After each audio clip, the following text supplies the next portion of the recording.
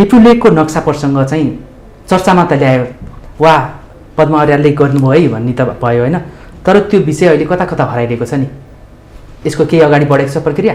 हराएको छैन। किन हराएको छैन भने नि तपाईँले भने जस्तै मैले यो मन्त्रालयमा आएर मन्त्रालयको पहिचान बदल्ने मेरो अठोट थियो। त्यो अठोट, त्यो सङ्कल्पलाई पुरा गर्ने क्रममा राष्ट्रबाट नै मूल्याङ्कन गर्दा अति महत्त्वपूर्ण काम भनेर गरिने केही कामहरू गरिरहेको छु। वास्तवमा यो दुर्लभ अवसर मैले प्राप्त गरेँ। यो अवसर सबैले मानिसले प्राप्त गर्ने कुरा होइन।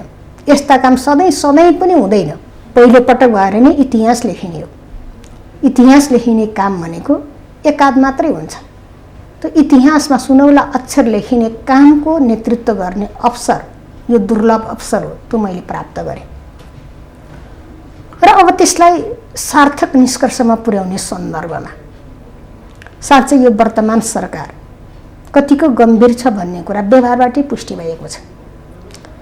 जतिखेर हामीले कालापानी क्षेत्रको, कालापानी, लिपुलेक र लिम्पियाधुरा क्षेत्रको छुट्टाइएको भूभागलाई नेपालको मानचित्रमा समावेश गर्यौँ, यो कसैको प्रेसरमा गरेका थिएनौँ, कसैको दबाबमा हामीले गरेको काम थिएन।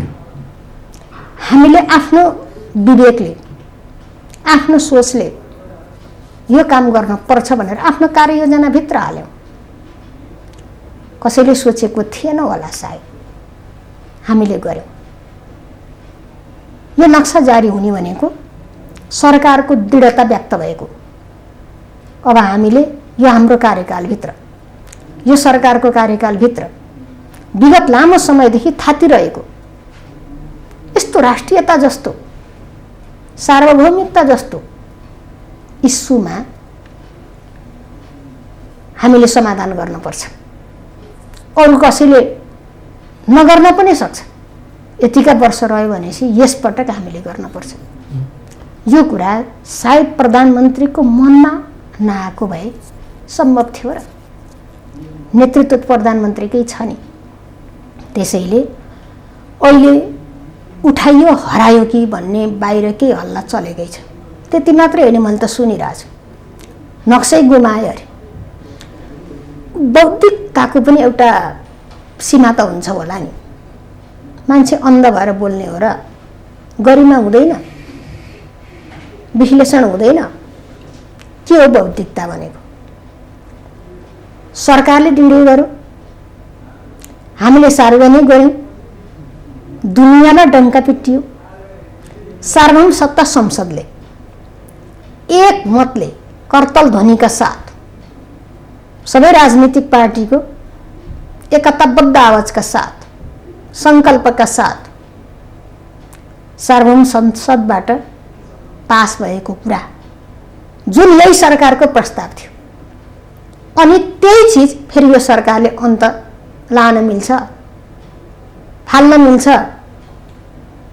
त्यसले त संविधानमा समावेश भइसक्यो। संविधानमा समावेश भइसकेको कुरालाई फेरि प्रधानमन्त्रीले खायो। यस्ता नचाहिने हल्ला, यस्ता हल्लाको पछाडि तुक नभएका हल्लाहरू, कुनै ज्ञान बिना बोलेका, विवेक बिना बोलेका कुराहरूको पछि कोही लाग्छ भने कठै भन्नु बाहेक अर्को उपाय छैन। त्यसैले यो कुरा हामीले गर्यौँ, हाम्रो नेतृत्वमा भयो। हामीले ऐतिहासिक काम गरेका छौँ, अत्यावश्यक काम गरेका छौँ। यसलाई सार्थक निष्कर्षमा पुर्याउँछौँ भनेर पटक पटक भनेका छौँ। र बिचमा अलिकति तितोपना आयो कि भन्ने थियो, चर्चा त्यसरी भइरहेको थियो। अलि आवश्यक संवाद भएन कि भन्ने आशंका व्यक्त भएको थियो। आज त्यो स्थिति पनि खण्डित भएको छ। अब दुईवटा मुलुकको बिचमा संवाद सुरु भएको छ। जुन कालापानी क्षेत्रको कुरा हो, नक्सासित जोडिएको जमिनको कुरा हो, त्यो विषयले अब टेबलमा प्रवेश गर्यो, टेबलको एजेन्डा बन्यो। प्राविधिक समिति, दुईवटा परराष्ट्र मन्त्रालयको सचिव स्तरका प्राविधिक समिति कति लामो समय भयो मिटिङ बसेका थिएन। यसपटक बस्यो, यो विषयले प्रवेश पायो। सचिव आउँदा पनि यो विषयले प्रवेश पायो। भारतका प्रधानमन्त्रीका दूत बनेर आउनुभएका व्यक्ति आज गोयलको धेरै चर्चा छ। उहाँ आउँदा पनि यो विषयले चर्चा पायो। भनेपछि अब हाम्रो नेपालको तर्फबाट हामीले हाम्रो विषय टेबल गर्यौँ। अब टेबलको विषय बन्यो। अब दुई पक्षीय यस्ता विषयहरू जबकि दुई देश बसेर टुङ्ग्याउन पर्नेछ भनेपछि यति टाइमभित्र केपी ओलीले भनिदिएर हुन्छ र म मन्त्रीले भनिदिएर हुन्छ र परराष्ट्र मन्त्रीले भनेर हुन्छ र हुँदैन। त्यसैले अब दुई देशबीचको वार्ताको संवादको विषयको रूपमा हाम्रो एजेन्डा चढिसकेपछि यसलाई हामीले विगतमा जे भनेका छौँ वार्ताबाट संवादबाट कूटनीतिक माध्यमले हामीले टुङ्ग्याउँछौँ भन्ने छ। प्रधानमन्त्रीको कुरा यो केही गरी म हुँदै भएन भने भोलि नहुन पनि सक्छ। त्यसैले मैले यसलाई टुङ्ग्याउन पर्नेछ। उहाँले धेरै पटक मैले अन्तर्वार्ता पनि सुनिरहेको छु, व्यक्तिगत भेटघाटमा पनि भनिरहनु भएको छ। त्यसैले यो विषयबाट सरकार आफैले सुरु गरेको कहीँनिर विचलित छैन।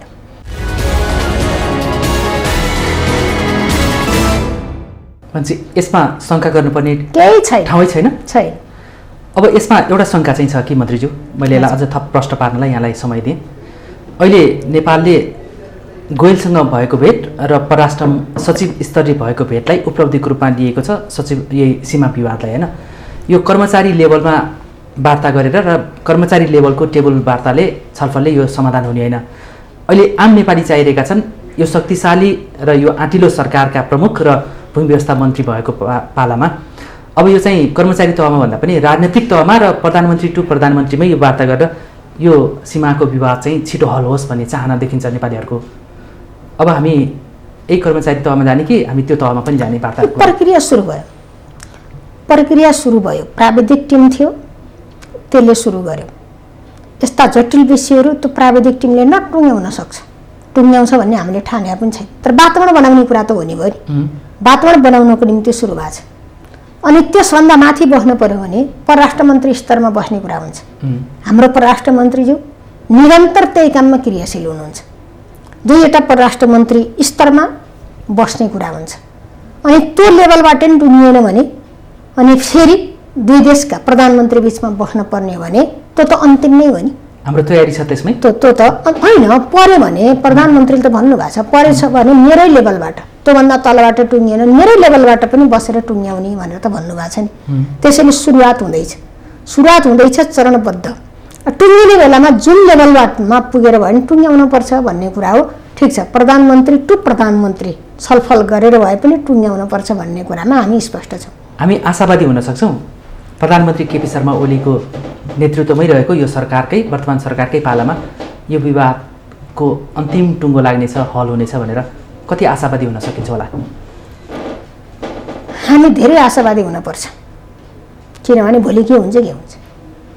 अहिले गरौँ भन्ने जतिखेर भावना प्रकट भइरहेछ र कामको सुरुवात भएको छ, त्यो बेला टुङ्ग्याउन सक्नुपर्छ। सरकारको कुरा त यही हो। तर दिन तोक्न सकिन्न, हजुर, नीति तोक्न सकिन्न यस्ता विषयहरू दुई पक्षीय भएको हुँदा। तर हामी त छिटो सक्न पाए हुन्थ्यो भन्ने त हामीलाई छ नि त। हजुर, हामी आशावादी पनि छौँ। तर पनि एउटा नेपालीमा एउटा उखान छ नि, रात रहे अक्राक पलाए भनेर। त्यतापट्टि हामी सचेत छौँ। त्यसमा सचेत हुँदै सावधानीपूर्वक पाइला अगाडि बढाउनुपर्छ। तर यही कुरालाई यो सरकारले अगाडि बढाइरहँदाखेरि अब फेरि अहिले अलिकति सरकारको जगै हल्लिने ढङ्गले नेकपा भित्रैबाट एउटा शक्ति सङ्घर्ष भइरहेछ। कारण चाहिँ यही सीमा र सीमा विवाद र भारतसँगको सम्बन्धलाई नै लिएर यसलाई सामना गर्दै अगाडि बढ्न यो सरकार, यो नेतृत्वले सामर्थ्य राख्ला? नेकपा भित्रको जुन विवाद हो सीमासित जोडिएको विवाद होइन। किनभने नेपाल कम्युनिस्ट पार्टीका नेता सबै राष्ट्रवादी नेता हुन्। सबैको चाहना थियो राष्ट्रियताको पहरेदार गर्ने पार्टीको सरकार छ। हिजो सरकारले हाम्रो परराष्ट्र नीति के हो, अहिले भर्खर पनि परराष्ट्र नीति संशोधन भएको छ। परराष्ट्र मन्त्रीज्यूले प्रस्ताव गरेर त्यो संशोधन भएको छ र हामी परराष्ट्र नीति प्रति स्पष्ट भइरहँदा एउटा मुलुकतिर फर्किने अर्को मुलुकतिर चिम्लिने कुरा होइन। हाम्रा समदूरीका सम्बन्ध हुन्छन्, हाम्रा कूटनीतिक सम्बन्धहरू छिमेकीसित समदूरीका हुन्छन्। एउटालाई बेफाइदा हुने गरी अर्कातिर आँखा सन्काउने कुरा हामीले गर्दैनौँ। हामी तटस्थताका साथ हामीले समदूरीको सम्बन्ध कायम गरेर अगाडि बढ्छौँ भन्ने कुरा प्रष्टै कुरा। एउटासित बोल्दा अर्कासित रिसिने, अर्कासित बोल्दा अर्कोसित रिसिने कुराको अन्त्य हुनुपर्छ। हामी त अन्त्य गर्न चाहन्छौँ। अब त्यसैले नेपाल कम्युनिस्ट पार्टीभित्र हामीले जारी गरेको नक्सा, यो सरकार अगाडि बढेर गर्न खोजेको जमिनसितको स्वामित्वका प्रश्नको हल यो विषयसित जोडिएको विवाद होइन। यो नितान्त पार्टी सञ्चालन, सरकार सञ्चालनसित जोडिएर आएका विषय हो। त्यो चाहिँ रूपमा होला, तर सारमा चाहिँ ओली सरकार रह्यो भने भारतसँगको यो विवाद जुन छ हरेक निर्वाचनलाई मुद्दा बनाउने विवाद त्यो नै टुङ्गेला कि भनेर चाहिँ अहिले ओली सरकारलाई अलिकति यहाँबाट विस्थापित गर्न सक्यो भने यो सीमा विवाद चाहिँ राष्ट्रिय मुद्दा हुन्छ कि निर्वाचनको लागि भनेर पनि त पार्टीभित्रैबाट चलखेल भएको हो कि जस्तो देखिन्छ नि। होइन, कसका मनभित्र के छ, हजुर मनभित्र के छ हामी पढ्न सक्दैनौँ। तर हाम्रो विश्लेषण आज बाहिर जुन प्रकट भएको छ, सरकारबाट प्राप्त हुने अवसरहरू, त्यसको बाँडफाँडसित सम्बन्धित भएर अनि पार्टीको सञ्चालनको अधिकार प्रयोग गर्ने विषयसित सम्बन्धित भएर नै अहिले बाहिर आइरहेको छ। अब भित्र होला अनेकन कुराहरू होला, म त्यति धेरै गहिराइमा कसका मनभित्र के छ भन्न चाहन्न, तर त्यो यो चिजमा प्रकट भएर त्यो आउन सक्दैन। मैले स्पष्ट गर्ने कुरा त्यही हो।